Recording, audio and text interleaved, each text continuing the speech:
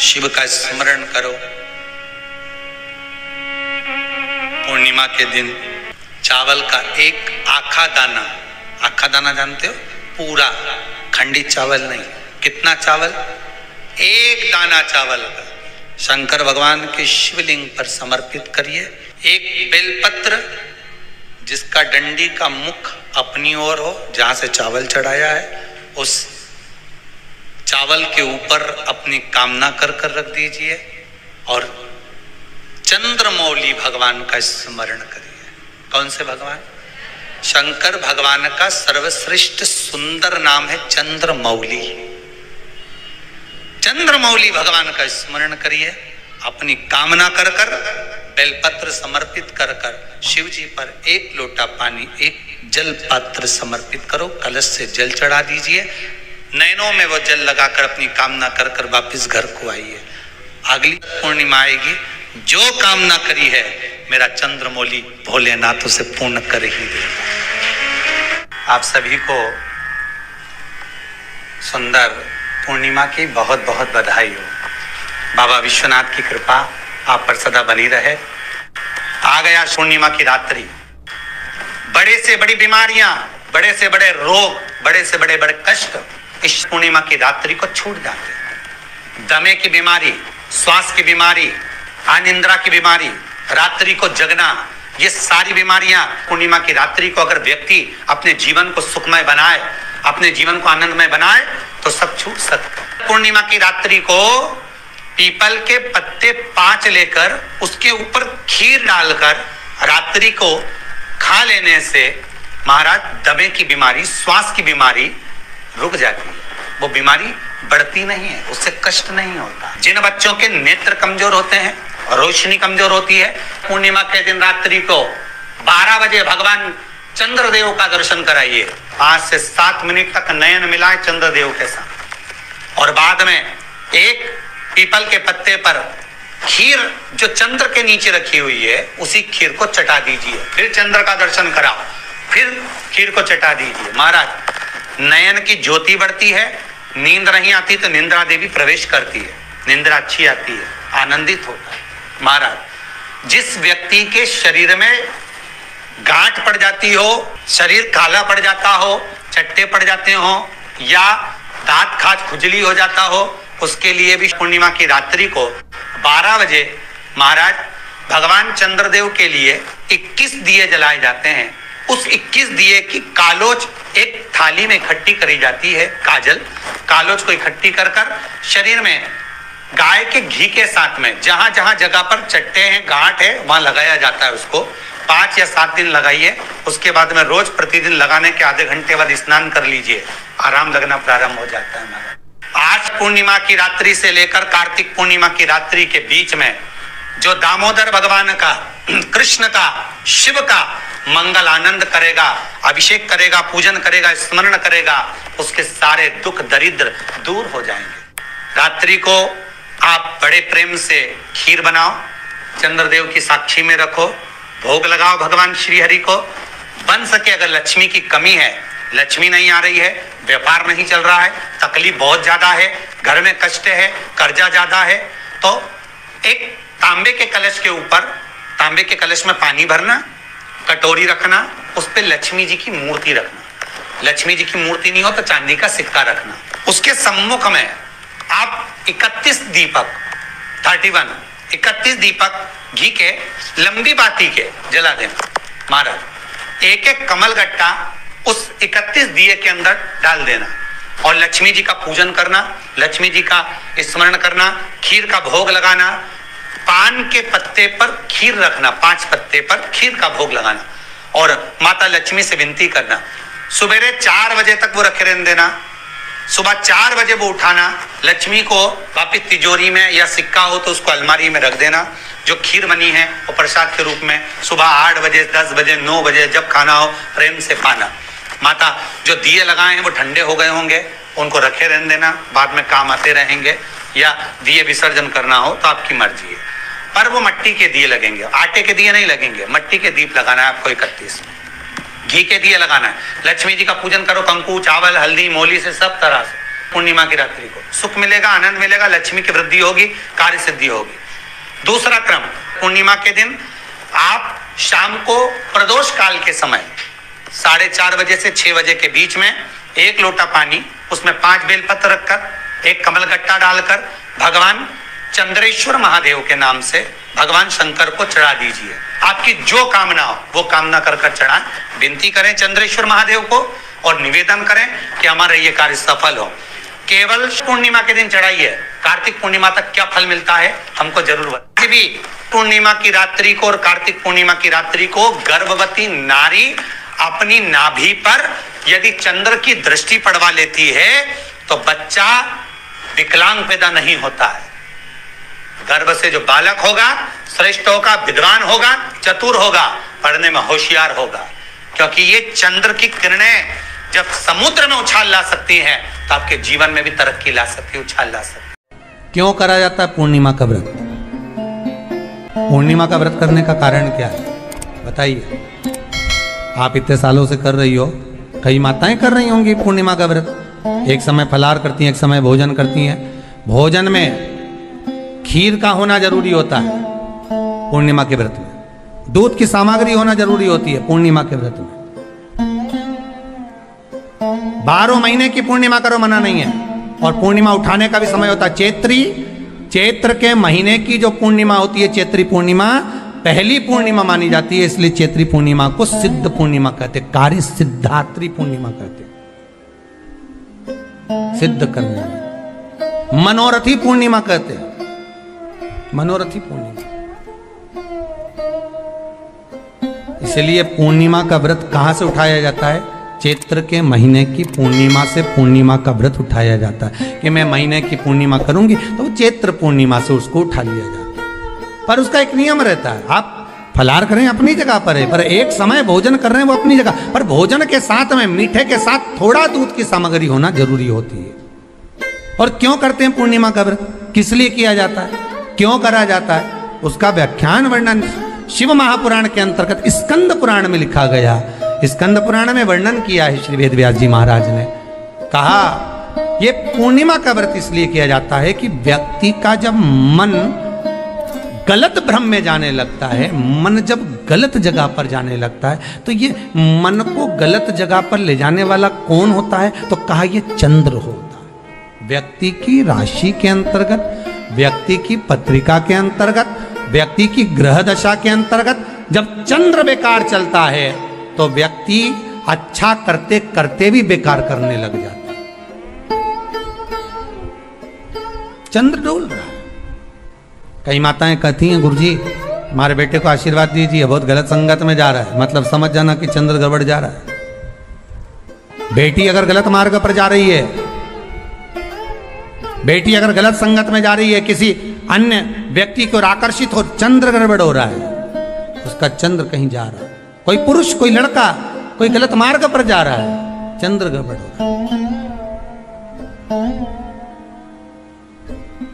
घर में जो क्लेश उत्पन्न होता है, घर में जो विवाद उत्पन्न होता है, उस विवाद को रोकने के लिए केवल चंद्र की ही, इसलिए तो पूर्णिमा घर की नारियां हमारे यहाँ हिंदू धर्म में यहां तक स्कंद पुराण में कह दिया कि प्रत्येक पूर्ण आप लोग कभी आप लोगों ने सत्यनारायण जी की कथा करवाई है?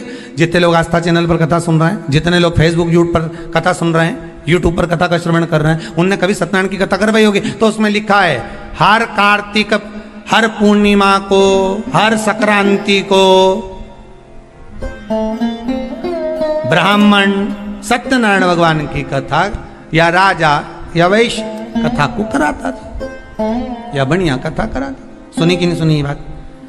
सत्यनारायण भगवान की कथा में लिखा है, स्कंद पुराण के अंतर्गत जो सत्यनारायण भगवान की कथा का स्मरण किया उसमें लिखा है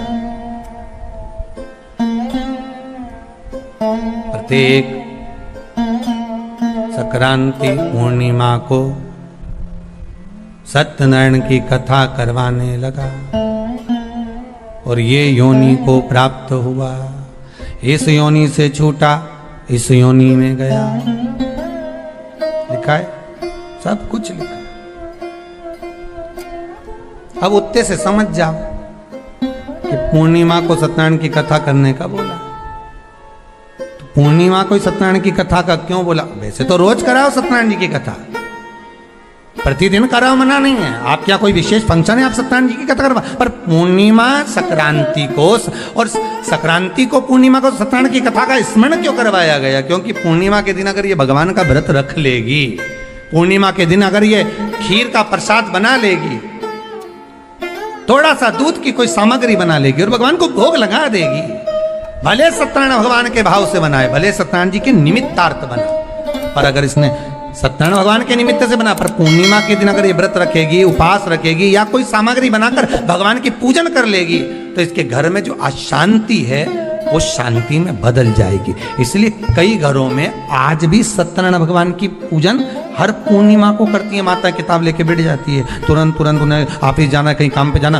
और तुरंत उसने जल्दी कलश रखा, कलश नहीं भी रखे तो भगवान की पूजन कर कुरा के ब्राह्मण देवता को बुला लेगी, ब्राह्मण नहीं आएंगे तो खुद कर लेगी, पर करती जरूर है। इतना सा आटा सेक लेगी, पंजेरी बनाई, सीरा बनाई, मिठाई रख दो, कुछ भी करेगी पर सत्यनारायण की कथा कर लेगी। उसका मन लग गया उसमें, मतलब पूर्णिमा को करना है, उसको करने से क्या होता है? शांति रहती, शीतलता रहती। जिसके घर में हर महीने की पूर्णिमा को खीर बनती हो, ध्यान दीजिएगा, बहुत सुंदर संवाद चल रहा है, बहुत ध्यान देने वाली बात है।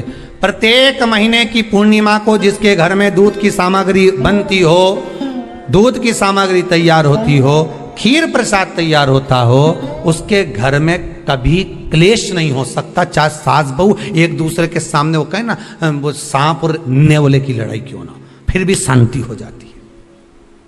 पर प्रत्येक महीने की पूर्णिमा होना चाहिए। ये नहीं कि तुमने एक महीने की पूर्णिमा पे बना लिया और दूसरे महीने की पूर्णिमा को गायब कर दिया। फिर किसी ने कह दिया आज चूरमा तो बन रहा है, दाल बाटी तो बन रही है चूरमे के साथ में, लड्डू बन रहे हैं, तो काय को खीर बना रही हो? तो तुमने अब वो खीर प्रसाद।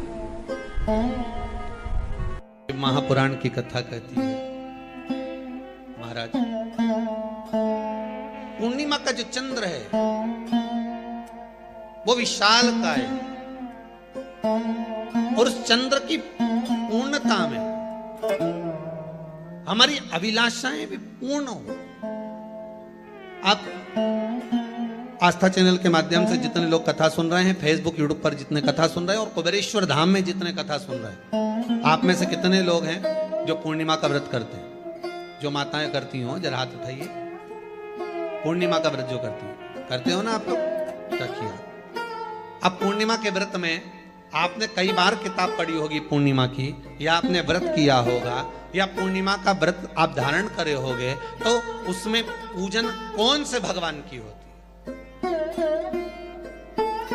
पूर्णिमा के व्रत में किस भगवान की पूजन होती है? तो कहा पूर्णिमा के व्रत में केले के खंभ लगाकर पूर्णिमा का जो अध्यापन होता है, पूर्णिमा की जो पूजन होती है, उस पूजन में शंकर और पार्वती की पूजन की जाती है,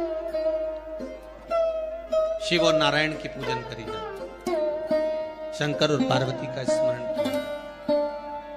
किसकी पूजन होती है? शिव पार्वती।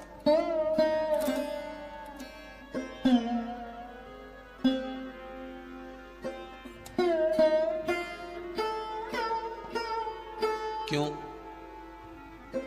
शंकर और पार्वती का पूजन क्यों करा जाता है पूर्णिमा के व्रत में? क्योंकि शिव और माता पार्वती ही केवल एक ऐसे हैं जिन्होंने अपूर्ण लक्ष्मी को भी पूर्ण बना दिया था। किसको पूर्ण बनाया है? लक्ष्मी। शरद पूर्णिमा के दिन अगर आप शंकर भगवान को एक लोटा पानी अगर शिव को समर्पित कर रहे हो, श्वेत पुष्प को रखकर शंकर जी के ऊपर सफेद फूल को चढ़ाकर अगर एक लोटा जल भी, एक पात्र जल भी शंकर को समर्पित कर रहे हो, तो ये लक्ष्मी के लिए ही तो कर रहे हो। और कौन सी लक्ष्मी? पूर्ण लक्ष्मी। पूर्ण लक्ष्मी। आपको पहले भी कथा में कहा, एक बार भगवान विष्णु के सामने लक्ष्मी मैया ने बहुत तेज स्वर में कह दिया था, नारायण, दुनिया के लोग आपका नाम जपते हैं, दुनिया के लोग नारायण नारायण कहते हैं, दुनिया के लोग आपका भजन करते हैं, पर सत्य मायने में कहूं ना तो मेरे बिना दुनिया के लोगों की नहीं चल सकती, मेरे बिना दुनिया नहीं चल सकती। संसार मेरे बिना नहीं चल सकता। भगवान विष्णु ने कहा ये तो गलत है लक्ष्मी आपका कहना। एक दिन लक्ष्मी को अहंकार आ गया, अहंकार के संबोधन जब माता लक्ष्मी करने लगी तो भगवान उसी समय पर भगवान विष्णु को क्रोध आ गया और भगवान विष्णु ने कह दिया लक्ष्मी तो इतनी बड़ी बड़ी बात कहती है कि तेरे बिना नहीं रह सकती संसार। मैं तुझे कहता हूं लक्ष्मी तू अपूर्ण है, तू अपूर्ण है, तू पूर्ण कब हो गई?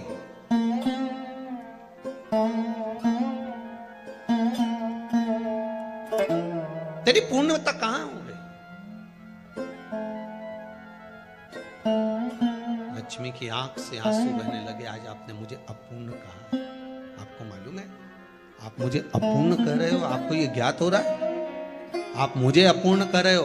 भगवान कहते हैं हाँ लक्ष्मी मैंने तुझे अपूर्ण कहा। अपूर्णता का मतलब आप जानते हो ना? भगवान कहते हैं लक्ष्मी मैं सब जानता हूं। लक्ष्मी रोती हुई माता सरस्वती के पास पहुंच गई। सरस्वती ने पूछा क्या बात है लक्ष्मी, क्यों रो रही हो? लक्ष्मी जी ने कहा क्या बताऊं सखी, मेरे पति ने आज मुझे अपूर्ण कह दिया। तो क्यों रो रही है तू? अपूर्ण अगर कह दिया, पति ने ही तो कहा है ना, तो क्यों रोना? चल मेरे साथ। और सरस्वती मैया माता लक्ष्मी को लेकर सीधे पहुंच गई माता पार्वती के यहाँ। माता पार्वती के यहाँ जब पहुंची, माता पार्वती ने लक्ष्मी जी को देखा और सरस्वती को देखा तो पूछा कि बात क्या है, क्या हो गया ऐसा, क्या हुआ, क्या है ऐसा जो तुम दोनों आज मेरे पास में आई? क्या हुआ? पार्वती जी कुछ बोलती, शिव जी का ध्यान माता सरस्वती की ओर और लक्ष्मी की ओर गया और भगवान शंकर जान गए कि आज भगवान नारायण ने लक्ष्मी जी को अपूर्ण कहा है। अब देखें माता पार्वती क्या कर सकती है, इसको पूर्ण बनाने के लिए करेगी क्या? क्या हुआ? माता सरस्वती जी बोली लक्ष्मी को अपूर्ण कर दिया। अपूर्ण कर दिया? हाँ, तो क्या सोचना उसके लिए, इसको मैं अभी पूर्ण बना देती हूं। माता जगत जननी पार्वती ने गोदी में विराजमान गणेश जी को उठाया और उठाकर लक्ष्मी जी की गोद में दे दिया। ले लक्ष्मी आज से तो पूर्ण हो गई, लक्ष्मी आज से तो पूर्ण।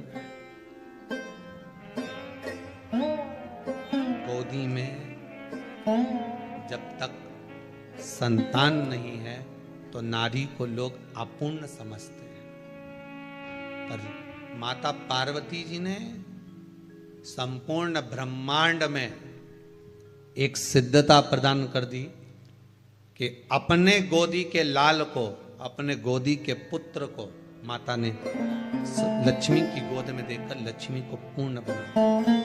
वो दिन कौन सा था? यही शरद पूर्णिमा का दिन था। कौन सा दिन? आवाज पकड़ लो। यही शरद पूर्णिमा का दिन था। शरद पूर्णिमा का दिन लक्ष्मी को पूर्ण करने का दिन।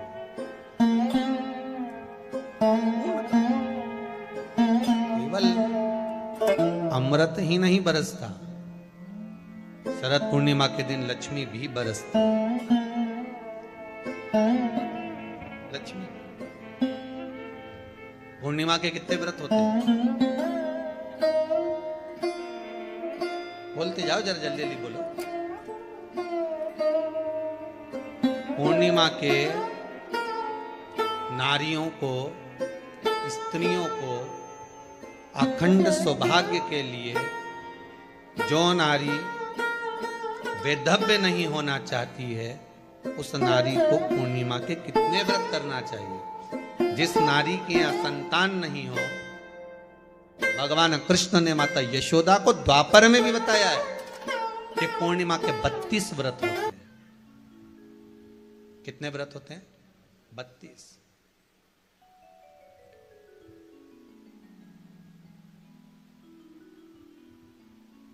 स्वयं भगवान कृष्ण यशोदा रानी को, माता यशोदा जी को भी बता रहे हैं 32 व्रत। अब आपको किसी ने बता दिया होगा कि 8 कर लो, 7 कर लो, 6 कर लो, 12 कर लो, इसलिए आपने बोला कि 12 कर लीजिए, 32 कर लीजिए। अरे यहां तो द्वापर की कथा भी कहती है। यशोदा जी ने एक बार भगवान कृष्ण को रोक कर कह दिया, ए कन्हैया रुको। कन्हैया बोले बोलो मां क्या बात है? कन्हैया जरा रुकिए, इधर आओ जरा। भगवान कृष्ण आए हाँ मां बोलिए। किस जगह का प्रसंग है ये? जिस समय पर राधा रानी कुरुक्षेत्र में नंद बाबा और यशोदा जी को लेकर कुरुक्षेत्र के कुंड में ब्रह्म सरोवर में स्नान कराने के लिए लेकर जाती है, ग्रहण का समय पर। और जब भगवान कृष्ण उस कुरुक्षेत्र के उस सरोवर में स्नान करने आते हैं, तब यशोदा जी ने अपने लाला से प्रश्न किया है, पूछा है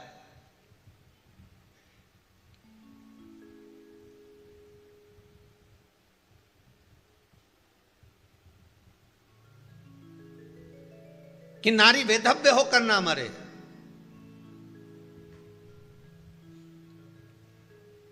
उसका पति कोई रोग से ग्रसित ना हो, उसका पुत्र किसी रोग में ना पड़े,